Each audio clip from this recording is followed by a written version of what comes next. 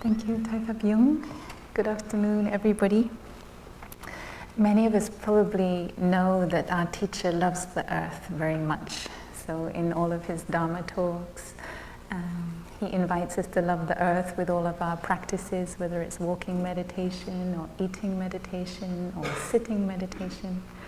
And some of us may also know that our teacher has written some books, like this one, Love Letter to the Earth, 2013, where Thai invites us to change the way we look at the earth and to have a shift in our mind, our consciousness about how we see the earth. And he also wrote another wonderful book, The World We Have. But maybe we don't know that these books have had a really far beyond just our community of practice, that these have been pioneering, groundbreaking books for ecologists and environmentalists, also for scientists and for politicians. So Thai has a big impact, and as his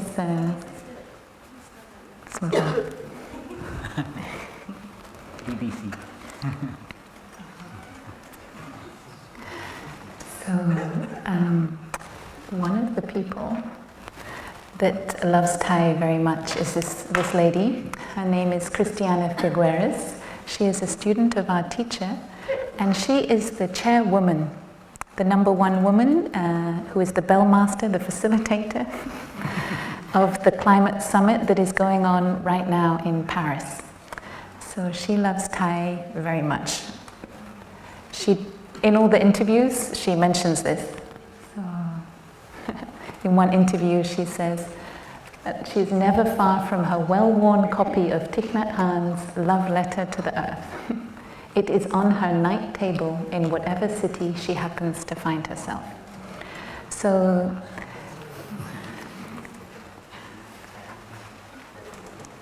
this book is by her bed, wherever she travels. So for the last few years, this lady has been preparing the conference, and she is the United Nations lead person. And at the conference that is happening now in Paris, the countries hope to have an agreement, to agree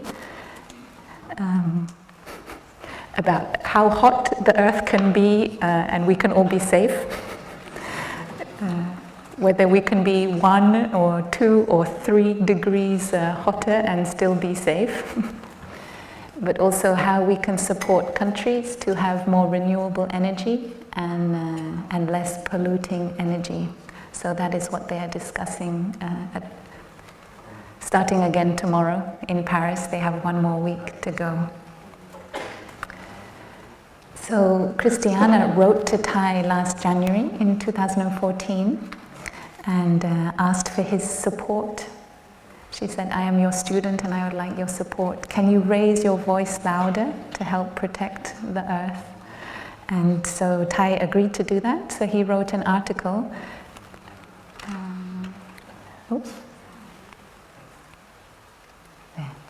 An article about falling in love with the earth. So the message of love is one that Thai has really contributed to the international global discussion. And the UN has also helped to continue that. And Christiana, in her own speeches all over the world, she also talks about how love should be what guides the conference. So it's not just about politics or economics, but it's about love.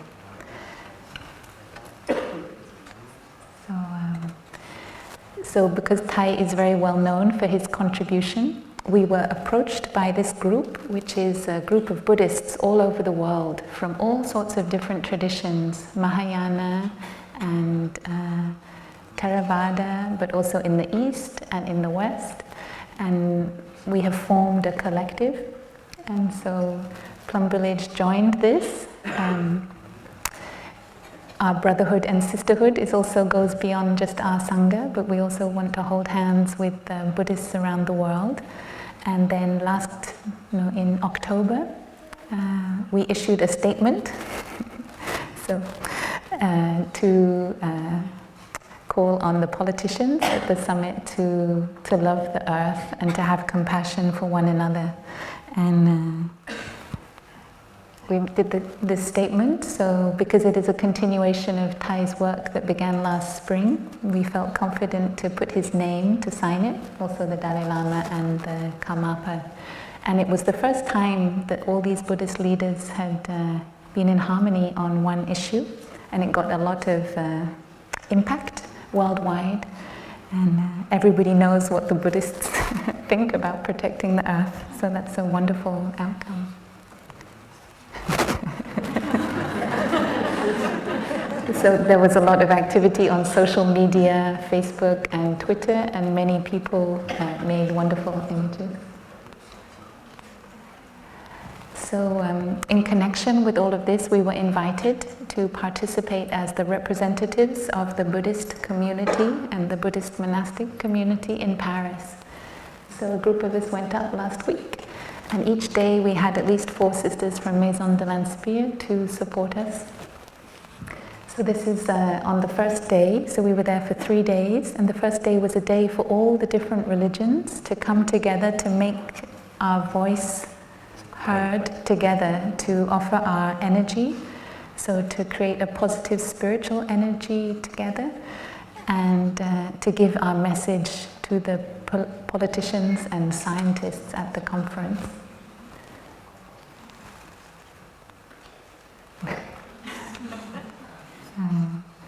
I'm not sure if you can see, so there's many different people came from all over the world, and the lady on the, I want to do like that, kindly, there, that lady, this one. There's a lady just there, she's from the Sahara, Sahel, the Sahel. Yeah, and so we met many different spiritual groups from many different parts of the world who are all responding to their own experience of climate change, but with their spirituality, with their religious faith. And we came together, and each tradition we could offer our own practice and also our own sutra readings. So Sister Dao Nhu read 5 different texts from Thai, and Sister Yaknim had a chance to offer a big guided meditation. So for everybody there, and it was a big cathedral, and each religious tradition offered something. And then after we had had our strong spiritual energy together, we went to another hall, a big public hall in Paris, to meet the politicians. So this is somebody the French probably recognize, Nicolas Hulot. So he's the French, I call him the French poster boy of the environment. He's the Minister for the Environment. And so they received the message from all the different faiths.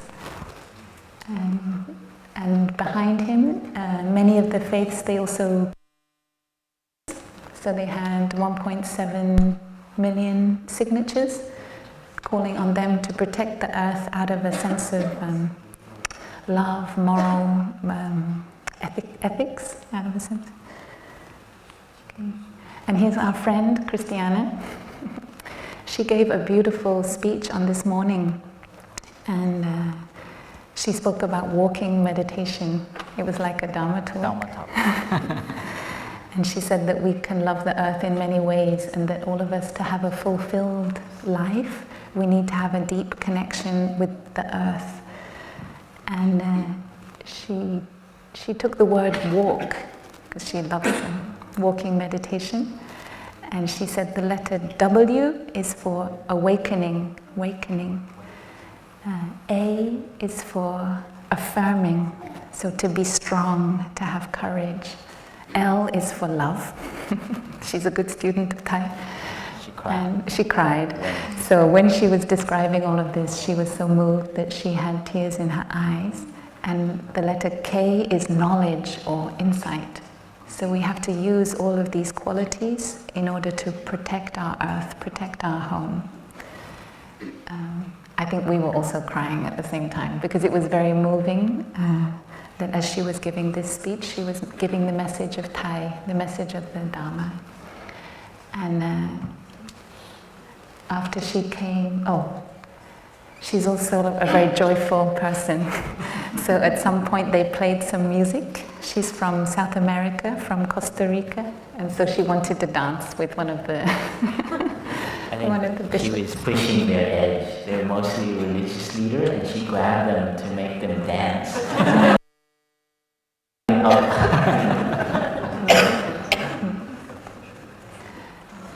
And just after this, we didn't know if we would have a chance to see her again, and one of our wishes to go to Paris was to give her a hug on behalf of our community, to say that she's not alone, but she has our support. So as she stepped off the stage, I had the courage to go push past the paparazzi and the bodyguards, and I waited there and I offered her a hug. But what I didn't expect is that she would start completely crying. And so I held her with the energy of the Sangha. I said, Thai is offering you this hug. So on behalf of Thai, on behalf of the community. And I think she was waiting for the hug. Maybe she didn't know she was waiting for the hug. But then she didn't want to let go. So I kept breathing with her, and I invited the earth to help me breathe with her and hold her. In a lot of the news reports at the moment, they say she has the most difficult job on earth. So she has the responsibility to protect the planet in this time. And so we want to offer her our energy. So those of you who were here on Thursday, this is the lady we also sent our energy to on Thursday in the chanting. Wonderful Bodhisattva. So outside, this is us meeting with Nicola Ulo. That's Nicola. And this is the Filipino delegation. So many people walked from all over the earth, all over the world, to come to support the Paris summit from many different spiritual traditions. And this group came from the Philippines. And I walked from Rome.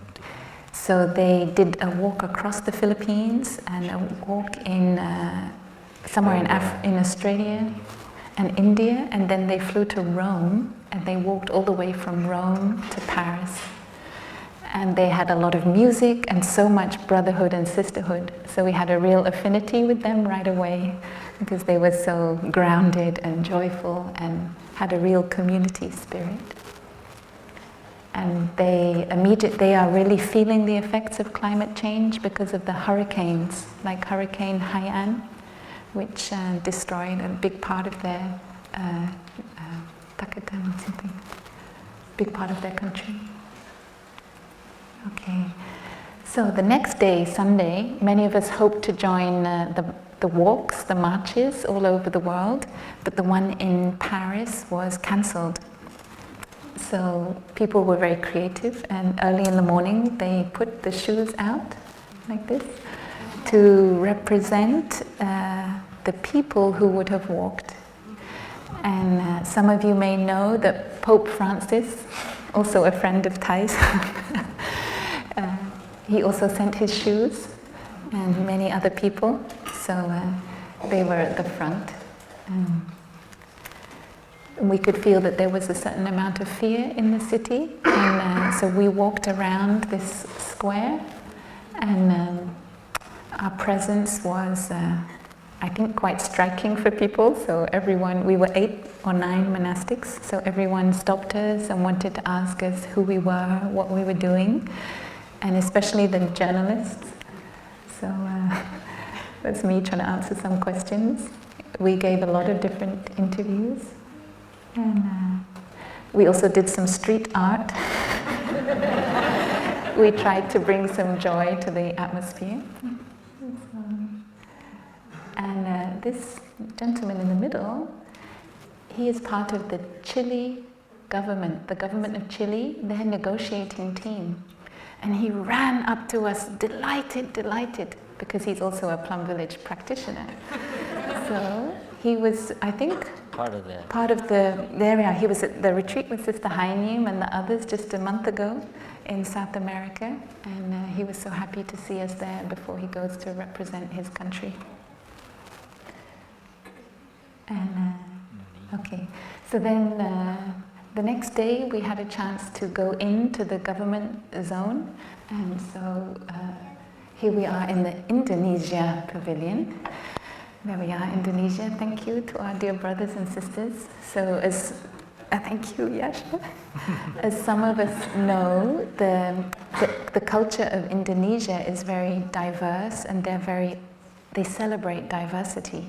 So on the first day of the conference, the Indonesians, they hosted like a panel sharing from all the different religions. And we had an opportunity to represent Buddhism on this panel. And at the same time, we had an invitation from the UN, their official body, to also be on the main faith panel on the opening day. So Tai Phap Yung and I, we each shared something. And there were also a lot of journalists inside the conference, so we were stopped many times, but I only took one photo, so here's one photo. So a lot of people are very interested to hear what insights we have to offer, what ideas, and they are looking for many solutions and turning also to the spiritual traditions for a way out.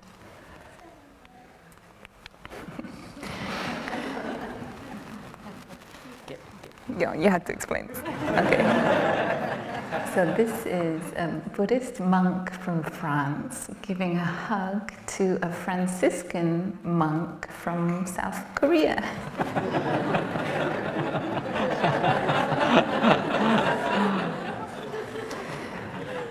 So we made a lot of friends at this conference. Right away we know who is our brother and our sister. So every time we saw them, we supported each other with hugs and smiles.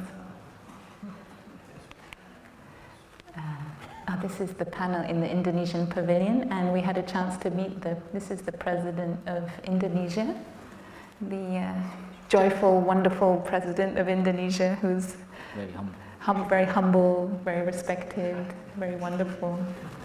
And he came to greet us, to offer his support.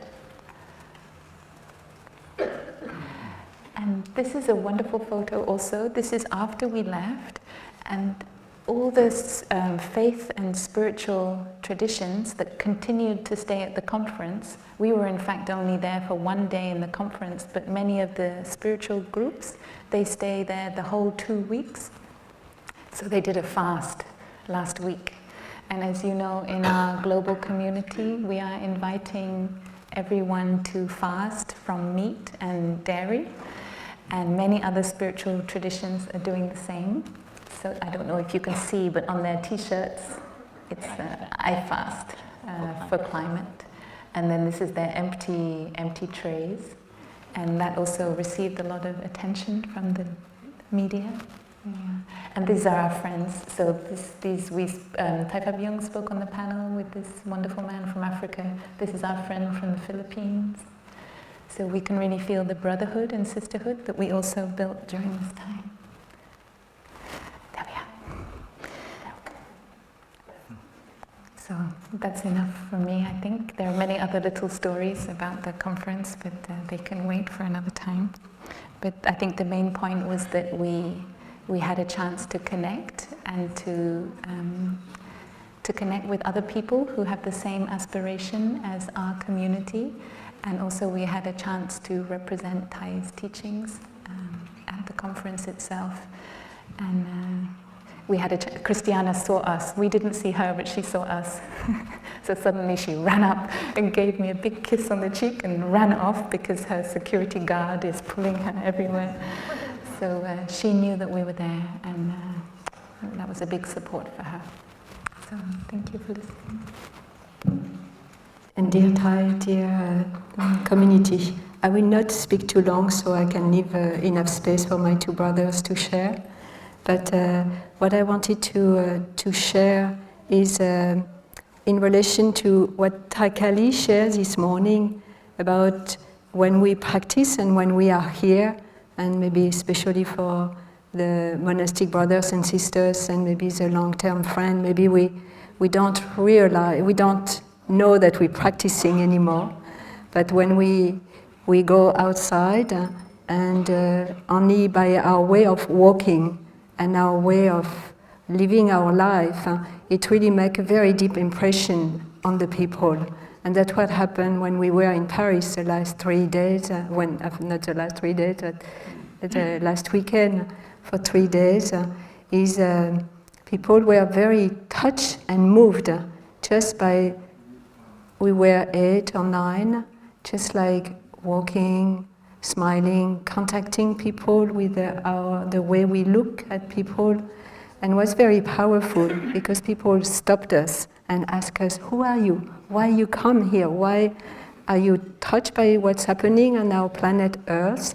People couldn't relate what spirituality has to do with the climate change. And so for me, was very powerful to be in contact like that. We had a very moving encounter. So Sister Hinyim shared about Christina. But what we met too, we met many pilgrims. Many people walk from many different places, and we got a beautiful badge that I bought it. Nous sommes les pèlerins du climat. We are the pilgrim of climate. And I think with our practice of walking meditation, what our teachers say, we can really love Mother Earth the way we walk. And so we are really the pilgrim, and we can do a lot with our steps. There is one thing which touched me too, and it was some teacher, and I think it's from Scotland, when all the children, I think Scotland or Ireland, I don't remember, but they did a big book of all the children. They asked all the children, and thousands of children wrote a commitment, what they will do in their life as children to stop contributing of the climate change. And they did drawing, and was like thousands of children, and they brought it and offered it. They walked with this book and offered it. So for me, it was very, very touching, and that we can do many things. So yeah, and I wanted to express my gratitude for our community, because we are in the winter retreat, and normally during our winter retreat we don't go outside of the monastery. But myself, I had a dream. It was that the whole community of Plum Village goes to Paris and participate to the walk.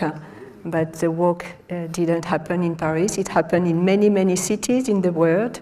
And I'm sure some of you you could see the pictures, which is quite impressive to see everywhere in the world. But in Paris, we walk, but in more smaller groups. But it was one of my dreams to be able that the whole community goes to Paris and walk. Will have been very powerful. It will happen. But so we were just a few of us, and so we are grateful to the community to have allowed a few of us to go. But everyone here, by practicing here, we could feel the energy, and the energy in Paris was very.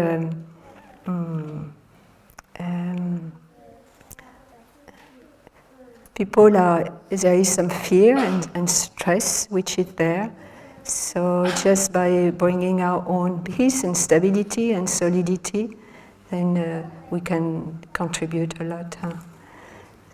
Thank you very much for listening. I'm going to let my brother share.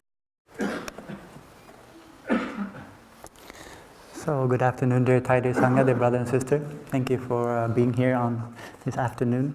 It's a beautiful day on Mother Earth. So in front of you, you see a picture of the hidden valley of Deer Park Monastery in Southern California. We've been in the worst drought in California the last several years since the European settlers came. 500 years or so ago, and the state of California currently have maybe about 1 year of water supply left for the state.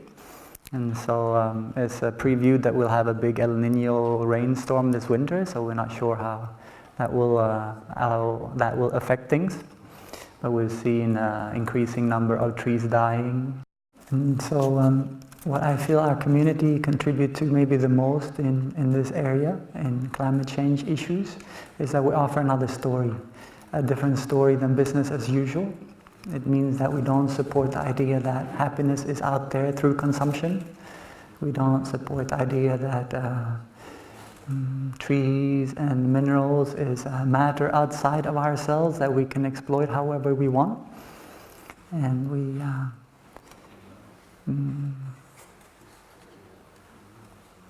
so we kind of have an alternative to a worldview that is kind of the worldview that is destroying the planet and that is creating the heating of the planet, is have a chance to change through our own personal practice, bringing this new way of relating to the earth, to each other, out into the world. So I feel that is also a very powerful message that we live every day.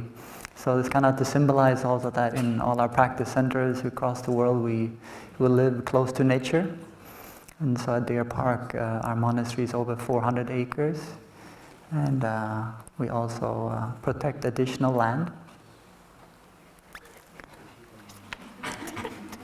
I just have 10 minutes, that's why I get so eager to share.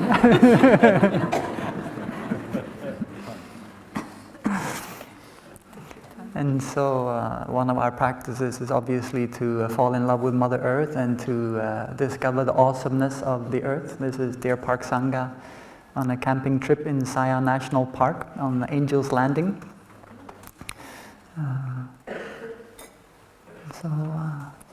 Living simply, and when we come back to our residence again, even if we share room and so on, it's just so inspiring to have a reading light by your bed. You can turn on and off as you please. It's quite amazing. So we learn a lot. Several years ago, we decided to look at what are we already doing in terms of living in a community and with our practice. What are we already doing to lessen our impact? And so we put together this earth-holding practices of Deer Park, and a lay friend also wrote an article that was published in the US. And so going through many other things that we're doing in all our centers, have a vegan diet, slow down, share resources. I think also there's many earth holders in this room, there's many organic gardeners in this room. There's many brothers and sisters that love our earth and that contribute beautifully. So I think that is, many of us could be up here representing today. So we put together a bunch of things that we see we're already doing. So not to forget that. And getting encouragement, also sharing that with other people that have not discovered our practice yet, that might not yet feel comfortable to let go of some things. So I think when happiness comes from inside, we can let go of a lot of things, a lot of habits that is actually not conducive to our happiness, but also destroy the planet. And so one concrete measure in Deer Park is the solar arrays we have in 3 locations. Much thanks to Brother Phaptan, Phaplu, Dennis, and Fabium, obviously, helped produce most of our electricity in Deer Park. And so a couple of years ago, we started a earth holding blog online with sharing some stories and practices, how to relate with our sadness and grief, in knowing that species are getting extinct, people are dying and suffering from droughts and storms, but also to find a way to come together as a Plum Village community, to practice, to find ways of engaging. So the Earth Holding blog has been going for about 2 years, and has been a contribution from different OI members in the US also. And it is a kind of ongoing effort. So if you have articles, you have practices that you're offering in your local community and so on, please share with us. You can contact us, earthholdinghereandnow.org. And so that also gives us rise to have the first Earth Holding weekend retreat at Deer Park in 2014. And so this group came together and practiced for the weekend to fall in love with Mother Earth, to look at what suffering and difficulties we're experiencing individually and collectively, to share, but also to nurture each other's awareness and confidence in going forward, and also some clear next steps. One next step that was put forth was to create a collaborative newsletter. So 4 times a year we have an Earth Holding newsletter that goes out, and it includes a clear meditation practice that really brings us back to this issue. It offers one personal sharing from a practitioner and how they bring this into their lives. And the third part of the newsletter is a collective action by a local sangha or a group of friends. And one time it was a group of friends coming together to look at their carbon footprint and also to fill in the Earth Peace Treaty commitment sheet. So like collaborative efforts like that can empower us and give us creative ideas how we can bring some of this awareness and love into our local communities. So this also is an endeavor that will continue. So it's currently the blog and the newsletter has been mostly coming out of Deer Park and the OI community in North America. And so also many of them were inspired and joined the climate march in New York last fall with over 400,000 people. And so this is kind of a long process leading up to the summit this time. And also we know that we will continue into the future and face many challenges together. Regardless of the outcome this week, we'll have a lot of challenges and changing conditions for our human and animal plant family on this planet. So we want to kind of have an ongoing practice. So as an Earth Holding Sangha has been developed in North America, and they also have a caretaking council.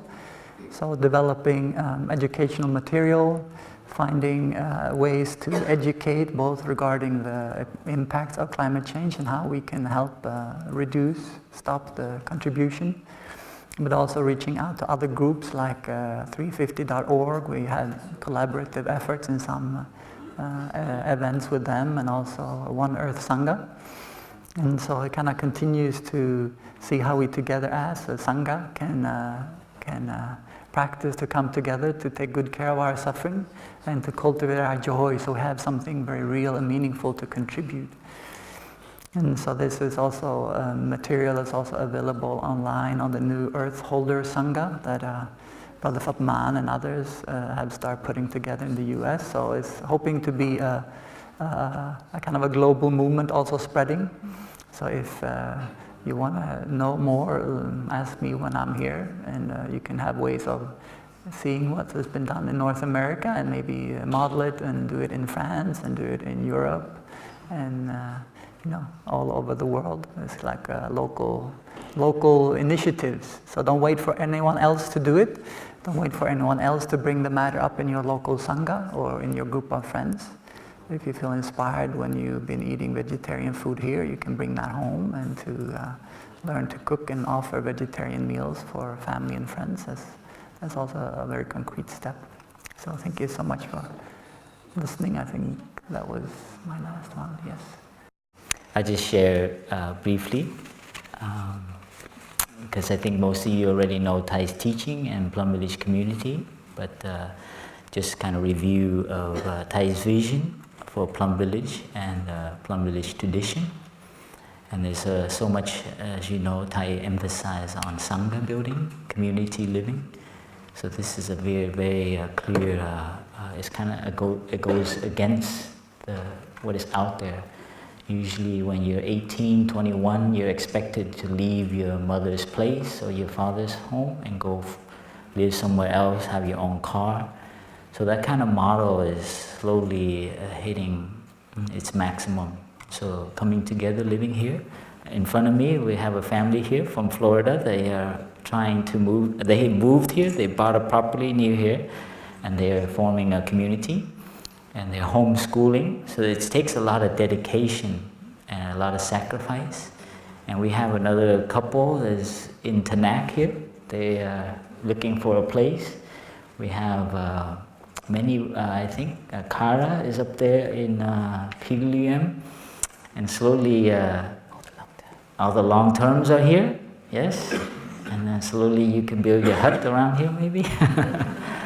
But that's Thai's village, vision. He didn't call this a monastery, he called it village, a Plum village. So it's built up with a way of living like that. And in that way we get to share our resources. We do have a lot of cars and vans, but we use it 2 times a week to transport to New Hamlet or New Hamlet come here. Otherwise we stay put. So if we live separately, each one of us will have a car, like especially in California. And so this is already just the auto and diesel consumption is already an effect. And also community living is a place to build brotherhood and sisterhood, so we're nourished also spiritually. And this is the bigger family. This is coming back to how we are actually meant to live and not isolated in a little apartment with a little laptop and feel like you are connected, but in fact it's difficult.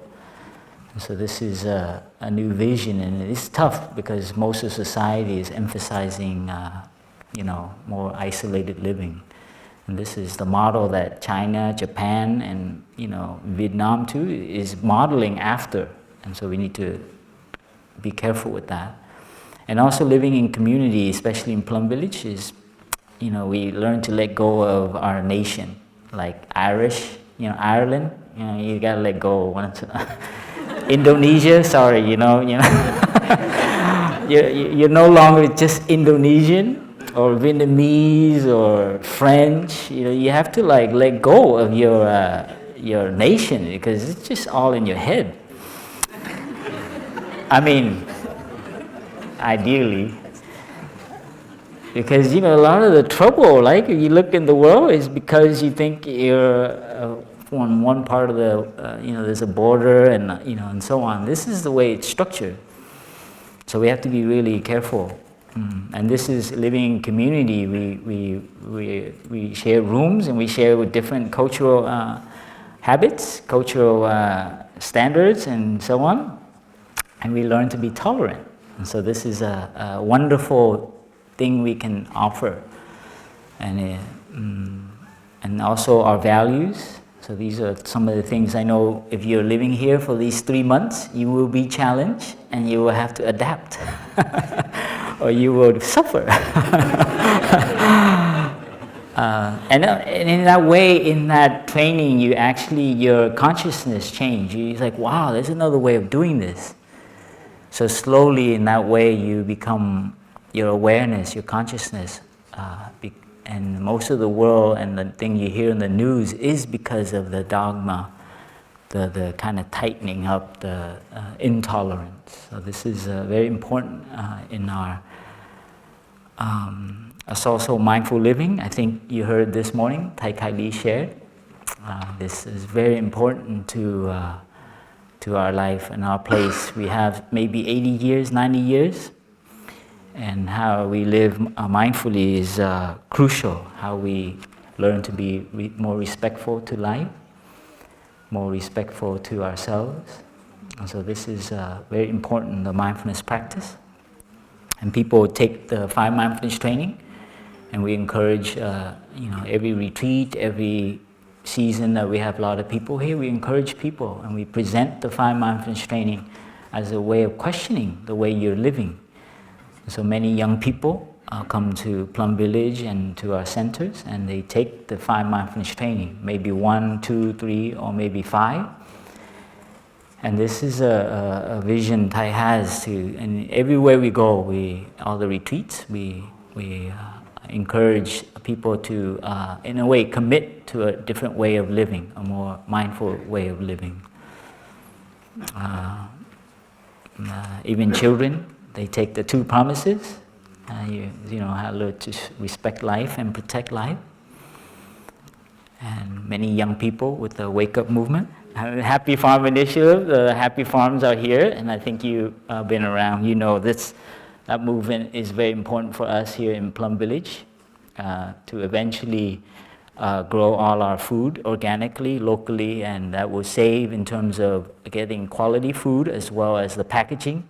This is something that it hurts us a little bit, seeing the amount of packages and things that we bring here because we have to, you know, feed our guests. So this is a challenge for us. So if you are good at helping us solve this, please join Happy Farm and become a farmer and a recycler or a composter.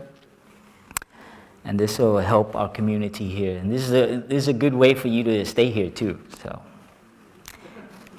And Wake Up movement, yes, revolutionary nuns, yes.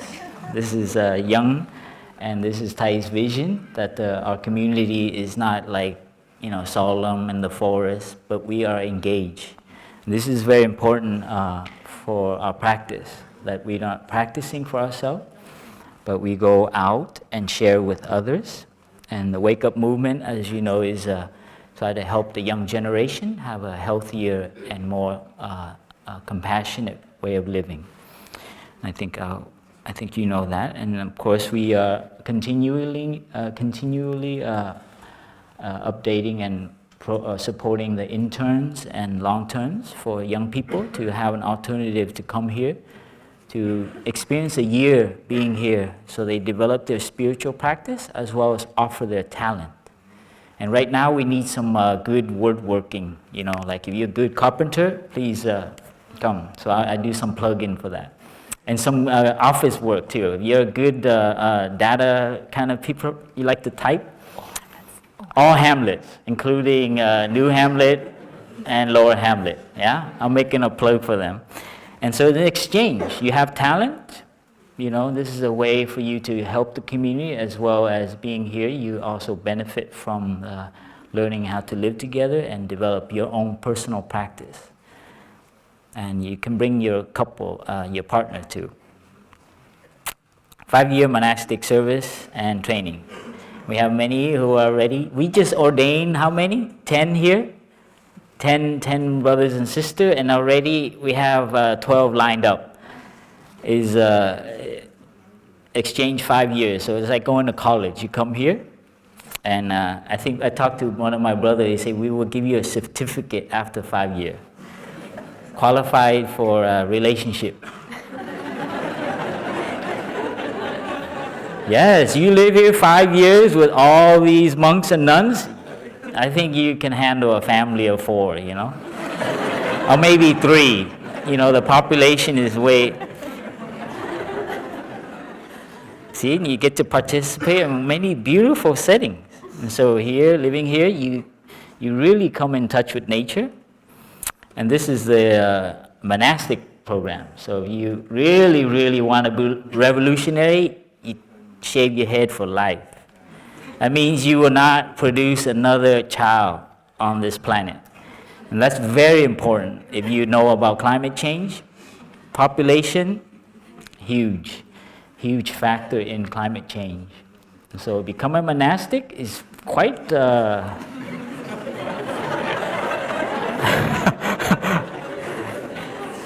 I mean, offering retreats and workshops, of course, you know, going out. And so those of you who've never been to retreat, it's everything you experience here, and it's very beautiful, the amount of healing and transformation we experience as going out and hosting retreat. You see that the world needs this practice, and it needs community. People are becoming more isolated, more lonely, more... it's just, you know, every time we come back to retreat, we see more and more, we feel more convicted on our path. And this is, I think you know, because you're here. And this is Thai's deep hope that we all really fortify and really make our practice. So we become a refuge, that we won't fall into despair, but we become inspiration for other people. And this is very important for, so this is the engagement part. Of course, also Wake Up Schools. Our brothers and sisters here, and we have a Wake Up School office now with Yvonne and Doran and Paul and Arlene. And this is a very, Thais encourages to bring a new way of educating. This is also very important because it starts from the child. What they think success is, what they think happiness is, will really affect how they spend their money, what they choose as a career, and how they want to structure their life. And that's very impactful on the planet. So education, how to reform what it means to succeed and material is really the last century. So we need to really look at another way, what we call success. And this is very important. So if you are a teacher, please help and please join and help us. And we want to keep the teachers happy. And this is the thing also. Teachers are really in trouble. And also international Sangha building. And this is more communities. This is actually during a flood in Thailand. And the brothers and sisters were saved, luckily. They were there giving off rice and food. But this is a beautiful image of what we're on the same boat. Yeah, and eventually you'll see this more. I think in our lifetime, I think we will see nations and borders breaking down and people having to share things, whether you like it or not. And this will be in our future. And so it really tells you what you need to do now in this present moment to really fortify your practice and build community so that when it's needed, we will be there. And this is in Thailand. And so this is our sharing about our involvement in climate change. And I don't know, I think there was a hand up here somewhere. Are there any wake-up schools right now existing in the world? Yes, the only one right now is in Plum Village. And it happens during the summer. So you can volunteer as a staff in any of the 3 hamlets and you will participate. And that is the truth, our brothers and sisters here, the way they are doing the children's program here, beautiful, a lot of structure and it's grow. But more directly, we do not have a school yet. So who knows how to make a school? Please help us. Our vision is to have a school where the teachers, the administrators, the parents, even the people who clean the school, all practice. And they have the 5 mindfulness training. Can you imagine a school like that? At the Friday, you have to get together. In the beginning of the school, you have to sit and meditate a little bit. You start each class with the bell, every class. So this is something we are moving towards, but we are building the base of our connection as well as connecting teachers first. And so keep an ear out. We might say a school, Plum Village tradition is starting and we need teachers to come and teach so you can volunteer, okay? Thank you for asking. Any other question? Maybe we have a few questions. My question is there a plan to bring solar energy to Plum Village? Yes, wonderful question. In fact, this spring we have someone donate. I forget their names. So Phap Lai here. Phap Lai is working on the project. What's the brother's name? A couple of guys, one called Rene, yes. It says Jorgen from Holland and Rene from Spain. They're coming. 10 panels are coming. Actually, we have 2 panels now in the brothers' residence. They're helping us charge some light for the evening and to charge batteries and little electronic things. But yes, this is a vision. Up above Happy Farm, there's that hill. We hope to have solar panels there. And we have some lay friends who are helping start off with that. They're going to come here this spring to help construct and build it, as well as look at our electrical bills and see how much electricity we build. And so anyway, we're getting help. If you have technical background, you can help us. Yes?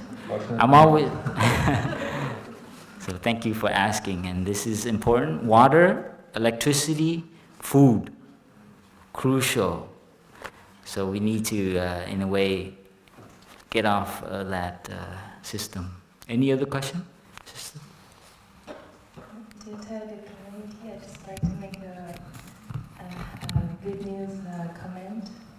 I feel very happy many times when I meet people who come here to practice with us, and they're also very involved in eco-villages. And I see that there is like a network of wonderful initiatives like that connects ecology and spirituality. And also because earlier you introduced Christiana, the chairperson of the conference in Paris, as one of Thai's students, and I also wanted to say that there is this global eco-village network, and each continent has a council. So a few months ago there was the re-election of the Europe Council, and one of the new members of that council happens to be one of our OI members. She happens to be my mother. So I wanted to say that this is really a beautiful connections that I see are growing. Thank you. There's a question behind you, Heini.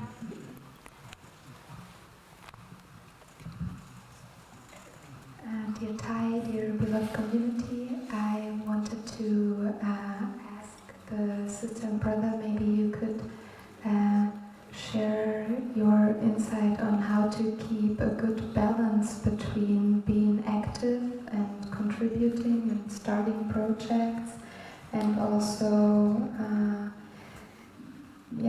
taking care of our own energies and keep our energies alive. Thank you. Yeah, so this is a wonderful question. We cannot have outer sustainability if we not have inner one. So I think this is a challenge in particular when we hear a lot of challenges, a lot of dark numbers on how the ecosystems and what is going on the planet. So how to seem like such a dire situation, and how can we keep our love and our peace intact, and at the same time find a way to act together with others and not get caught in freeze mode or denial mode is not easy.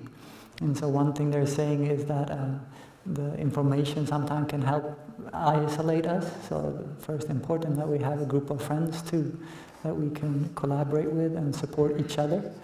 But then also having confidence in our own capacity. I think the capacity of the earth. We can also, when we're doing what our heart yearns to do, we have a lot of energy. And it might also mean that we're letting go of some things that we thought were really important to us, and maybe they're not. There's one thing that struck me when I reread The World We Have that Thai wrote, and he's writing there in one paragraph, we cannot say that we're too busy to do this work. And so even in my life as a monk, I feel like, wow, I feel like I'm kind of almost too busy to do this work. So it's also prioritizing and to maybe free more capacity because of our love and care, not because of our fear and our anger with people that we feel are the cause of it. But together with others, and keep important focus on your personal practice also. Bonjour chère communauté, chère Sangha. Je voulais vous parler pour le projet Happy Farm d'apiculture. J'ai déjà eu l'occasion de vous parler des abeilles, de l'apiculture. So I'd like to ask a question relating to the Happy Farm and keeping bees. bees? J'enseigne l'apiculture naturelle en Roche-Varey, et j'ai déjà eu l'occasion d'en parler ici. Ce serait peut-être intéressant de développer cette pratique au sein du village. So this friend here is actually a teacher of how to keep bees in a natural way, so the natural art of beekeeping. And he's already mentioned it here in Plum Village, and wonders if it's something that we could actually do on the Happy Farm. C'est quelque chose de très simple, qui est accessible à tous, qui permettrait de remettre plus de pollinisateurs, abeilles et autres, autour du village. J'ai pensé notamment, au-delà d'Happy Farm, tous les pruniers, les 1250 pruniers, pour qu'ils puissent produire un petit peu plus de prunes, et puis pour qu'il y ait aussi du miel pour les frères et les sœurs. And it's something simple to learn, so we could all participate, or we could all learn how to do it.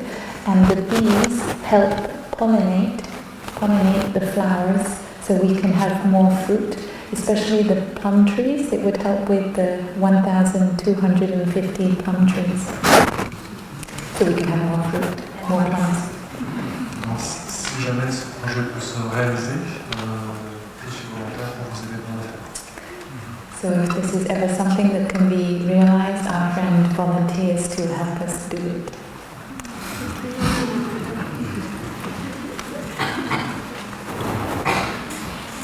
Is contact Stuart. Happy Farmer there.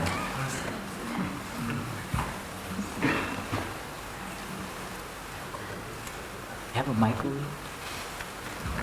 Maybe one last question? Hello, my name is Claudia, and I'm also very, very grateful. I'm the first time in Plum Village, therefore I'm really nervous to talk.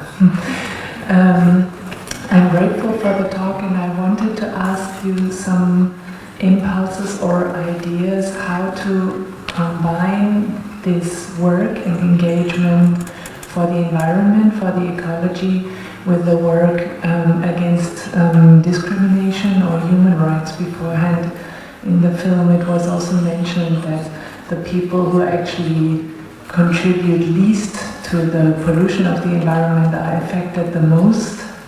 It's most of the poor people, people who live in vulnerable environments, and how to combine these two kinds of work and to sustain the positive energy in order to do it on a long-term basis. What are your impulses towards that?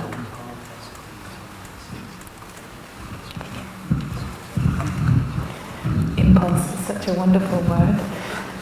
Dear Sangha, what comes to mind is that when we take care of each other, we take care of the earth. And when we take care of the earth, we take care of each other.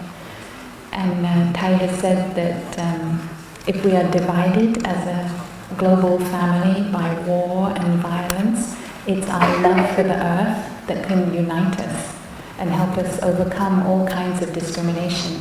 So that was one of the messages that we also brought to Paris, that we need to be able to deepen our love across boundaries of nationality, religion, ethnicity and so on.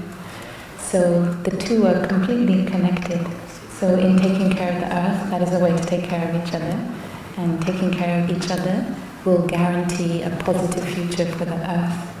So in the 14 mindfulness trainings, we have a precept, so a training that specifically relates to speaking out about situations of injustice.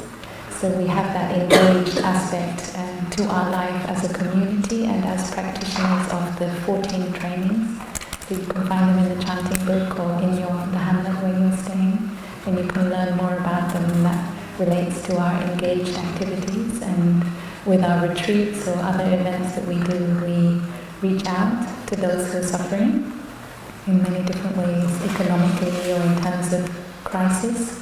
As we saw in Thailand, also in Vietnam, we make funds available to help communities in crisis.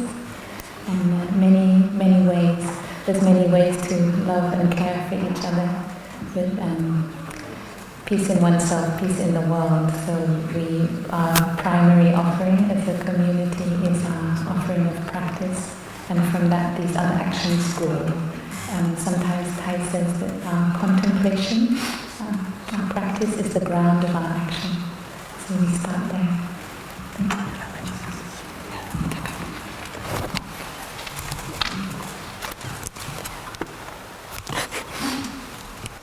Yeah, thank you for making this point clear. Many times we talk about climate justice, and many people that are engaged also in the US, practitioner our Sangha, they come more from a social justice feeling that is what really moves them, and some come more from environmental degradation perspective, and that was really moved them, but they seem to be quite seamless to come together to support each other. And also many organizations that's doing concrete, we talk about a direct compassionate action, also have those components. And so I think also as local communities to come together and write love letters to our politicians to show that our heart is big enough to open our borders to more people and to share what we have instead of closing them down and strengthening our military defense so that we will be sure to have what we have and let everyone take care of themselves. I think that is also the opening of the heart, but concretely to come together to get that message across to our politicians and people around us. Yeah, thank you. Dear Sangha, I think one thing we notice participating at the conference is how much the practice is really needed. As people do their work and we were taking the bus, the shuttle, there's a lot of tension in the work of, helping the environment. And there's a lot of gadgets.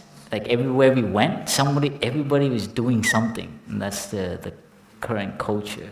I mean, everywhere we look, Sister Hing and I, we sat and we ate lunch. We packed our lunch and we're sitting and eating. We noticed everywhere, they're all doing something. So it's also, they're so busy.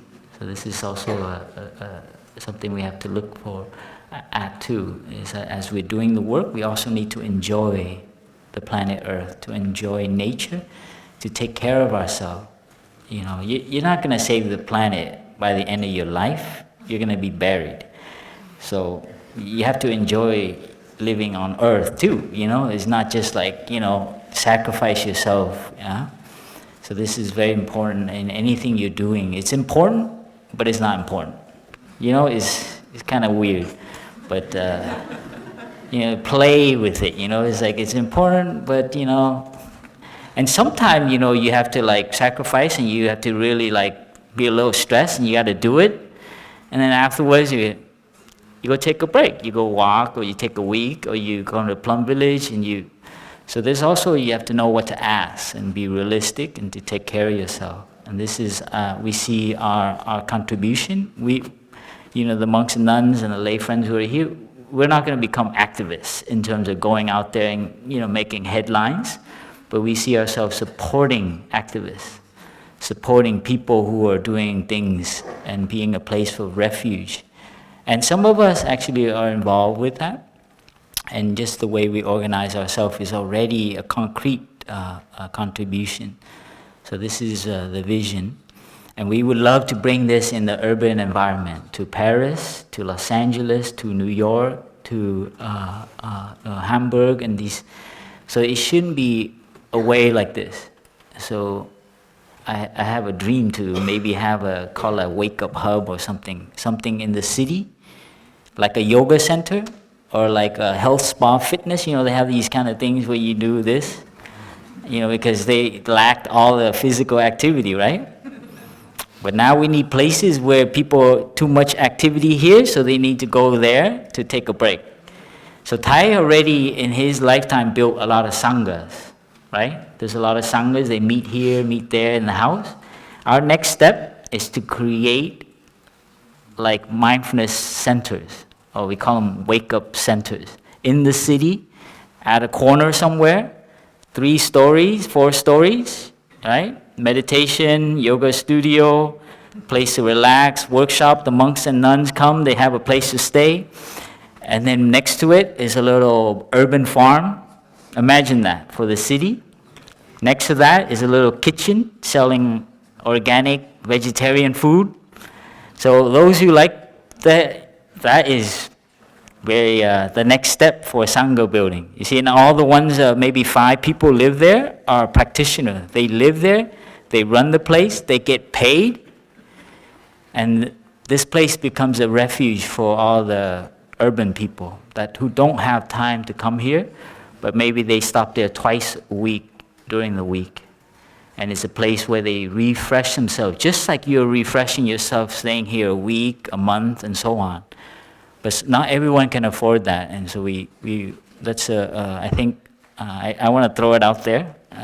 For those who have a good business mind, we need your help, Bodhisattva business person, to help us realize it, because it needs to be economically successful too. I mean, in terms of keeping it, taking only what is needed. So this is, I just want to throw out there. I'm plugging a lot of things out there. But just to share with you, don't go in despair. Be creative. Find a new way for your life. That's a little alternative and less impactful on the planet and other people, especially who are from other countries in the South. Because everything we take and we have here, someone is not having down there. So this is a kind of mature or high mindfulness. So it's, we are very grateful that we have each other. And thank you for being here to support us and to support the community to grow. Maybe Sister Tangi, maybe invite 3 sounds of the bell for us to end here. And we have commitments here in French and in English. This is a part of our call for this week and for your life too. So these very concrete commitments you can look at and see which one you can really change. So they're very meticulous habits that we have that actually affect. So please, they're up here, and please take, it's in French and English, and you can see, and it helps you, when you read this, really reflect at your life and how your daily habits are. So thank you, dear Sangha. You can breathe in and feel how wonderful it is to be alive, to have a community to take refuge in. In, aware of my spiritual family. Out, I have a direction, a practice for my life.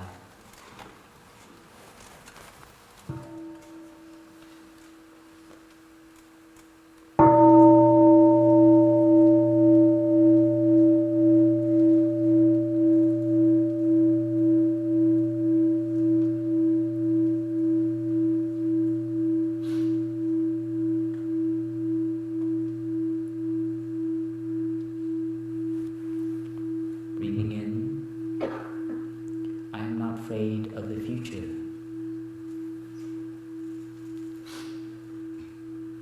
Breathing out, in this present moment, I know where I am. I know I'm alive. This is a wonderful future, right in this present moment, by the way I practice and water my seeds of understanding and love. Not afraid of the future, knowing this present moment.